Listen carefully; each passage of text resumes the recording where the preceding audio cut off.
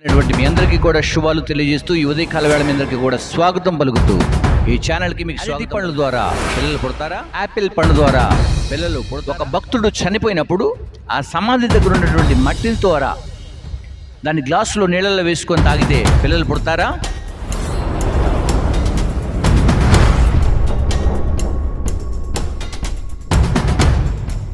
ఇవన్నీ ఎక్కడ జరుగుతున్నాయి?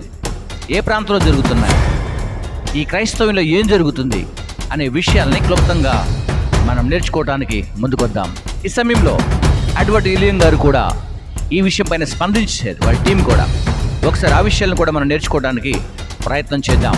వివరాల్లోకి వెళ్లే ముందుగా అసలు ఈ అమ్మతేజ గారు ఎందుకు ఇలా చేస్తున్నారు, శ్యామ్ కిషోర్ గారు ఎందుకు చేస్తున్నారు, అలాగనే కొంతమంది భక్తులు చనిపోయినప్పుడు దేవదాస్ గారు కావచ్చు, లేకపోతే ఇంకా వగేరా భక్తులు కూడా కావచ్చు, ఆయా స్థలాలలో సమాధుల దగ్గర ఉన్నటువంటి ఆ మట్టి తీసుకుని వచ్చి గ్లాసు నీళ్ళలో వేసుకుని తాగితే పిల్లలు పుడతారని చెప్పడం ఎంతవరకు సమంజసం, ఎంతవరకు వాక్య పరిచయంలో కరెక్ట్గా ఉంటుంది అనే విషయాన్ని నేర్చుకుందాం. దీనికంటే ముందుగా మీరు ఈ వీడియోని చూసిన తర్వాత నేను మీకు అన్ని విషయాలను క్లుప్తంగా నేర్చుకోవడానికి ప్రయత్నం చేద్దాం. ఓకేనా?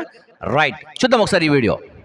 కుమారులు యెహోవా అనుగ్రహించు స్వాస్థ్యము, గర్భఫలము ఆయన ఇచ్చు బహుమానమే. అయితే వీళ్ళని చూద్దాం. ఈ అరటికాయలను నేను అభిషేకిస్తున్నాను.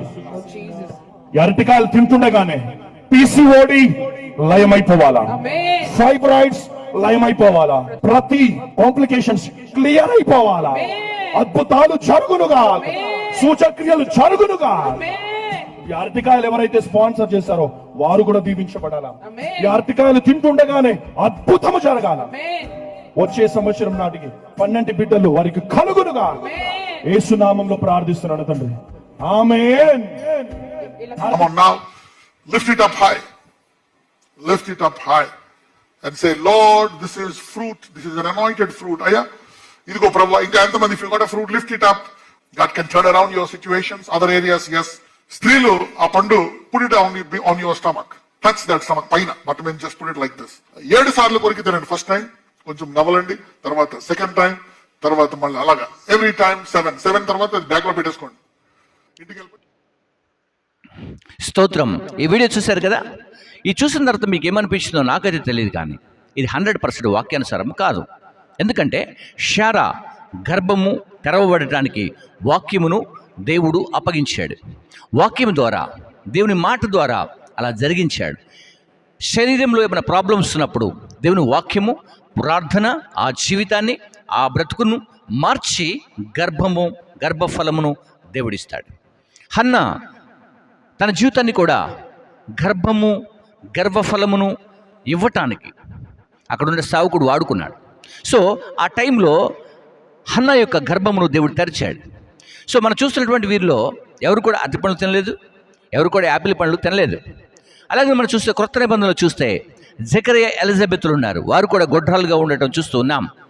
వారి గర్భంలోనికి బాప్తిసం ఇచ్చి యోహాను ఎలా వచ్చాడు అనే విషయాన్ని చూస్తే వాక్యం ద్వారా, ప్రార్థన ద్వారా. అంటే ఎక్కడ కూడా ఫ్రూట్స్ వాడలేదు. కాబట్టి ప్రమాణమైన దేవుని బిడ్డారా, ఈ వీళ్ళు మాత్రం ఎందుకు చేస్తున్నారనే విషయాన్ని నేను సూచన సలహాలతో కొన్ని విషయాలు మీకు ప్రకటించాలని ఆశపడుతున్నాను. గర్భ ఫలము, చాలా జాగ్రత్తగా వినండి. గర్భ ఫలము, ఫలము అంటే ఫ్రూట్. ఓకే, ఫలము అంటే ఫ్రూట్, పండు. కాబట్టి ఒకవేళ ఈ అమ్మతేజ గారు కావచ్చు, ఈ తెలుగు రాష్ట్రాల్లో ఉన్న సేవకులు ఎవరైనా కావచ్చు, ఇండియాలో ఉన్న సేవకులు ఎవరైనా కావచ్చు, దీన్ని వాడుతున్నారనేది నా ఆలోచన. గమనించాలి సేవకులారా, గర్భఫలానికి ఫ్రూట్ వాడారు, బాగుంది. ఓకే, మరి ఆత్మఫలం ఉంది కదా, దానికోసం ఏ ఫ్రూట్ వాడారు మీరు అనేది నా ప్రశ్న. ఒకవేళ ఈ మాటకి ఎవరైనా స్పందించగలిగితే, ఎవరైనా మాట్లాడగలిగితే సో మాట్లాడండి.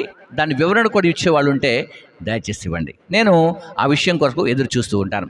సో అలాగనే అంటే గర్భఫలము, ఓకే, గర్భఫలము, భూఫలము, అలాగే ఆత్మఫలము.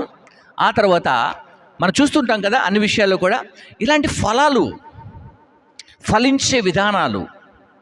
నువ్వు ఫలించుదువుగాక అంటే ఒక భూమిలాగా ఫలించడం, చెట్లు వచ్చి కొమ్మలు వచ్చి కాదు, ఆత్మలో ఫలించాలి, ఆత్మలో వర్ధిల్లుదువుగాక. సో ఇలాంటి విషయాలన్నీ కూడా ఎందుకు నేర్చుకోరు మీరు? దయచేసి వీళ్ళు కాదు, ముందుగా జీసస్ క్రైస్ట్ని ఫాలో అవుతున్నటువంటి వారికి, క్రీస్తును వెంబడిస్తున్న వారికి నా సూచన సలహా, మీరు ఎప్పుడైనా అసలు బైబిల్ చదువుతున్నారా? బైబిల్ వాక్యాన్ని నేర్చుకుంటున్నారా? సంఘానికి వెళ్తున్నారా? మీ సేవకుడు ఫ్రూట్స్ కోసం బోధిస్తున్నప్పుడు చెట్లకున్న ఫ్రూట్స్ని చూస్తున్నారా? ఆత్మఫలమైన ఫ్రూట్ చూస్తున్నారా? గమనించండి, ఇక్కడ మీకు ఒక విషయాన్ని చెబుతాను నేను. ఆత్మ ఫలాలు అంటే దాంట్లో ఉన్నది మొట్టమొదటిగా ప్రేమ. ఎక్కడైనా ఆ ఫ్రూట్ని చూసారా ఎప్పుడన్నా? అర్థమవుతుందా?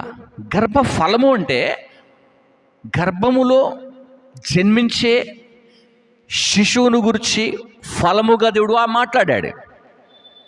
అదమ్ము అవ్వలతో చెబుతారు, ఇదిగో మీరు ఈ భూమిని నిండించి. అర్థమవుతుందా? కాబట్టి ఈ సమయంలో మీరు ఈ విషయాలను అర్థం చేసుకోవాలి. శ్యామ్ కిషోర్ గారు చెబుతా ఉన్నారు. సో ఆయన కూడా అంతర్జాతీయ ప్రసంగికులు. వారంటే కోపం లేదు, వారంటే ద్వేషం లేదు, కానీ వారు చేసే పరిచర్య అంటేనే మంచిగా లేదు. కాబట్టి వారు మార్చుకోవాలి ఈ విధానాన్ని. 7 సార్లు కొరకాలి, నెక్స్ట్ ఏం చేయాలి? ఇంటికి తీసుకువెళ్ళాలి. పోనీ మీకు నేను ఒక ప్రశ్న వేస్తున్నాను. శ్యామ్ కిషోర్ అయ్య గారు గోధుమ గింజలు ఉంటాయి కదా, గోధుమ గింజలు, వడ్ల గింజలు, దానిమ్మ గింజలు, మిరప గింజలు, సో విత్తనాలు ఉన్నాయి, జొన్న గింజలు, మక్క గింజలు అంటే మొక్కజొన్న గింజలు, పెసర గింజలు, చాలా ఉంటాయి కదా. చాలాసార్లు మీరు ఇలా చెప్పుండొచ్చు, బహుశా నేను ఒక రకంగా చెబుతున్నాను, మీరు అర్థం చేసుకుంటే నాకు కూడా రిప్లై ఇస్తే ఇవ్వగలరా? ఇవ్వండి, సమస్య ఏం లేదు. ఎక్కడైనా గోధుమ గింజ భూమిలో వేస్తే వడ్ల గింజలు బయటకు వస్తాయా? ఎక్కడైనా వడ్ల గింజలు భూమిలో వేస్తే జొన్నలు పైకి వచ్చినట్టుగా చరిత్రలో ఎక్కడ ఉందా? ఏంటి సార్, మరి మీరు అరటి పండిస్తే, యాపిల్ ఇస్తే పిల్లలు వస్తున్నారని చెబుతున్నారు. ఇది ఎలా సాధ్యమవుద్ది? ఇది సాధ్యమని మీరు నిరూపించాలంటే ముందు భూమిలో గోధుమలు వేయండి, గోధుమలకు బదులుగా వడ్ల గింజలను వాటికి పుట్టించండి. సో మీరు చెప్పే పరిచర్య నేను కూడా నమ్ముతాను. కాబట్టి పరిచర్య మార్పులు రావాలి. అలాగే అరటిపండు, ఏమండి అరటి చెట్టు ఎలా వస్తుందో తెలుసుగా.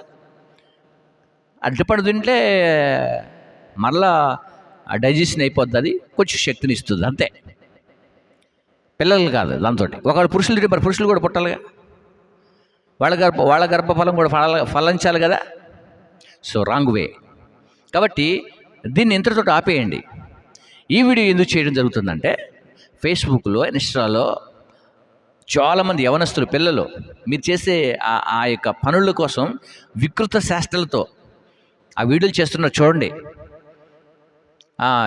ఇప్పుడు లోకంలో ఉన్న వాళ్ళు ఎవరైనా వాటిని ట్రోల్ చేసి వాటి మీద 100 మాటలు, మిమ్మల్ని 100 బూతులు అంటే మీకు పర్వాలేదు.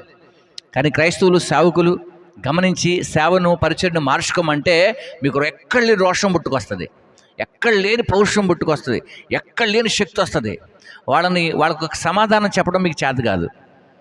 మీ వీడియోలు ట్రోల్ అవుతున్నాయి చూడండి ఒకసారి. శ్యామ్ కిషోర్ గారు, అమ్మతేజ గారు ఒకసారి ఫేస్బుక్లోకి వెళ్ళండి, మిమ్మల్ని ఏమని హేళన చేస్తుండో ఒకసారి గమనించండి. వాళ్ళ గురించి మాట్లాడరు, ఎందుకంటే మాకు సంబంధం లేదు, ఇక మేము వాళ్ళకి చెప్పలేమన్నట్టుగా మాట్లాడుతూ ఉంటారు. మాలాంటి వాళ్ళు ఎవరైనా స్పందిస్తే ఘాటుగా ఎక్కడ లేని మాటలు వస్తూ ఉంటాయి మీకు. కాబట్టి మా మీద ఇలా మాట్లాడటం కాదు, కానీ మీరు క్రైస్తవ్యం యొక్క, మన దేవుని యొక్క నామమును పెడదారి పట్టిస్తున్నారని, దారి తప్పిస్తున్నారని దారికి తీసుకురావాలన్నదే మా కోరిక. మీరు చేసే పరిచర్య మీద కానీ, మీ మీద కానీ మాకు ఎలాంటి ద్వేషం లేదు. మీరు చేస్తున్నటువంటి ఈ ఫ్రూట్స్ పరిచర్య, మీరు చేస్తున్నటువంటి పరిచర్య రాంగ్ వేలో వెళ్తూ ఉంది. దయచేసి వాటిని సరి చేసుకోండి, చక్కదిద్దుకోండి. కాబట్టి ఈ విషయాన్ని మరి ఎడ్వర్డ్ విలియం గారు కూడా ఖండించారు. సో వారే కాదు, వారి టీం కూడా ఖండించింది. కాబట్టి రాబోతున్న దినాల్లో ఇటువంటి పరిచయాలు దయచేసి ఎవరు చేయకూడదని నేను ప్రభుపేట మనవి చేస్తున్నాను. ఆయిల్ మీదనే పెద్ద టాపిక్ నడిచింది మొన్నటి వరకు. ఆ తర్వాత మనకి ప్రవీణ్ శారణ్ గారి యొక్క కచిప్స్ మీదనే చాలా నడిచింది. సో ఇప్పుడు అది సద్దుమణిగింది, చాలా బాగా పరిచయం జరుగుతున్నామని అనుకునే టైంలోనే అమ్మతేజ గారి అరటిపండు వచ్చేసింది, శ్యామ్ కిషోర్ గారి యాపిల్ పండు వచ్చేసింది. అంతేకాకుండా పాత పురాణమైనటువంటి ఇది, అంటే పాత పురాణం అంటే కొద్ది సంవత్సరాలుగా జరుగుతున్నటువంటి విషయం ఏంటంటే, కొంతమంది సమాధుల దగ్గర మట్టి తీసుకొని వచ్చి గ్లాసులో వేసుకొని తాగేసి నేను కొడుకు కావాలని తాగినా నా కొడుకు పుట్టిండు అని చెప్పేవాళ్ళు కొంతమంది ఎక్కువైపోయారు. సో ఇలాంటివి జరుగుతున్నాయి కాబట్టి దయచేసి దేవుని పిల్లారా, దేవుని ప్రజలారా గమనించండి, విషయాన్ని ఖండించండి. బైబిల్లో మాత్రం అలాగనా లేదు. గర్భఫలము యెహోవా ఇచ్చు బహుమానము. శారా దగ్గరికి ఏమి వెళ్ళింది? వాక్యం వెళ్ళింది. అంతేకాకుండా హన్నా దగ్గరకు కూడా వాక్యం వెళ్ళింది. నేను ఎందుకు అందరికీ చెప్పట్లేదని చాలామంది ఉన్నారు, బట్ వాళ్ళందరి విషయం కాదు, మీకు అర్థమయ్యే రీతిలో చెబుతున్నాను. జకరియా భార్య ఎలిజబెత్ దగ్గరికి కూడా వాక్యం వెళ్ళింది. ఇలాగనో అద్భుత కార్యాలు దేవుడు చేశాడు. మీ జీవితాల్లో కూడా అద్భుతాలు జరగాలి అంటే ప్రార్థన, వాక్యం ద్వారా ఖచ్చితంగా దేవుడు చేస్తాడు. క్రైస్తవులారా, ఇటువంటి విషయాలు ఎక్కడ కూడా ఈ గారడి విషయాలను నమ్మొద్దు. విషయం ఏంటంటే అద్దాగు ఇత్తాగు అనేటప్పుడు కూడా ఎది కూడా చేయొద్దు. మీ జీవితంలో మార్పు కుంటివాడు నడిచాడంటే ఎలా జరిగింది? అది వాక్యం ద్వారా, ప్రార్థన ద్వారా. గుర్తుపెట్టుకోండి, కళ్ళు వచ్చాయి దేని ద్వారా? వాక్యం ద్వారా, ప్రార్థన ద్వారా. కాబట్టి వచ్చే వాళ్ళకి వస్తూ ఉన్నాయి, అర్థమవుతుందా? రాని వాళ్ళకి రావట్లేదు కావచ్చు.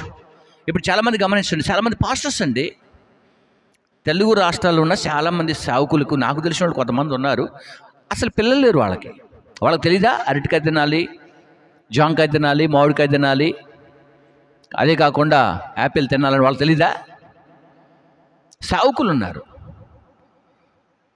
స్తోత్రం కలుగును గాక. కాబట్టి దేవుని నామానికి అవమానకరంగా పరిచయం జరిగించకుండా అందరూ కూడా సత్యవాక్యమును సరిగా ఉపదేశించి దేవుని యొక్క శక్తిని ప్రజల్లో నింపి, వాక్య పరిచర్యత నింపి, ఆత్మను రక్షించి పరలోక రాజ్యం తీసుకువెళ్ళాలన్నది బైబిలు సత్య వేదము యొక్క సారాంశమై ఉన్నది. అద్భుతాలు జరగవచ్చు, జరగకపోవచ్చు, ఆత్మకార్యాలు జరగవచ్చు, జరగకపోవచ్చు. రక్షణ, మారుమనసు అనేది ఇంపార్టెంట్, మోస్ట్ ఇంపార్టెంట్. కాబట్టి క్రైస్తవులందరూ కూడా గమనించండి, విశ్వాసులందరూ కూడా గమనించండి, అందరూ బైబిల్ చదవండి, సత్యాన్ని గ్రహించండి. ఇలాంటి ఫ్రూట్స్ వైపు కానీ, ఇలాంటి మ్యాంగోస్ వైపు కానీ, ఇలాంటి సమాధుల వైపు కానీ మీ మనసు పెట్టుకోకుండా వాక్యం వైపు పెట్టండి. దేవుడు మీ జీవితాలు గొప్ప కార్యాలు చేస్తాడు. God bless you. అందరికీ కూడా శుభాలు తెలియజేస్తూ ఈ నా మాటలు